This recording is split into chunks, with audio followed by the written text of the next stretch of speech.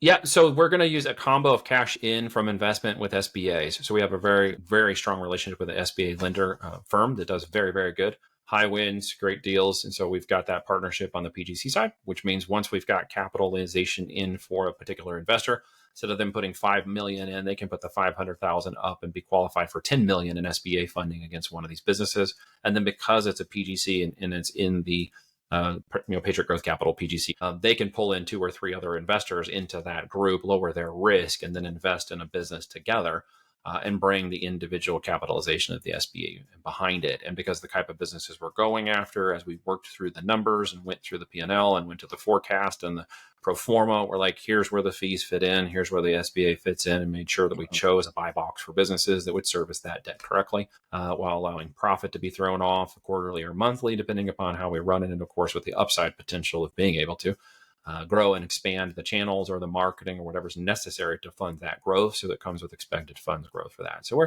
think you said we're north of last checks, 10 to 20 million in capital raised for the front end funding to offer cash deals, and then SBA qualifications of each of those verticals up to 10 million, thanks to the new SBA rule set. So we can capitalize 50 to 100 million through that process easy. Right. So that 10 to 20 mil is the veteran backed raised cash. Correct. That you setting on the side, ready to deploy to the business we're ready to go after. That's right. Right. Yep. Yeah. So we can do a combination. That's what I love about business. It's creativity and finance at the end of the day.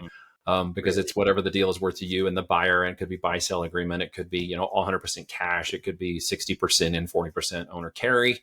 If it's 40% owner carry, obviously that makes the deal a little easier. We just have to, of course, play by the SBA rules to ensure compliance and legalities of that, but then can fund that through the SBA with the owner carry on the back end.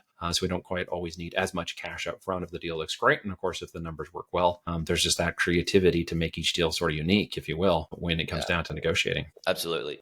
Then, like you said, you get in, scale it. And then what's your goal? Is your goal to scale it to a point that it just grows exponentially over time and hold for a while? Or are you doing roll-ups and exiting? There's a roll-up to exit overarching agenda, but there's cash flow, of course, that nobody dislikes. And if it ain't broke, don't fix it. If it's growing, if it's capitalizing, if it's opening additional channels, we'll let it run.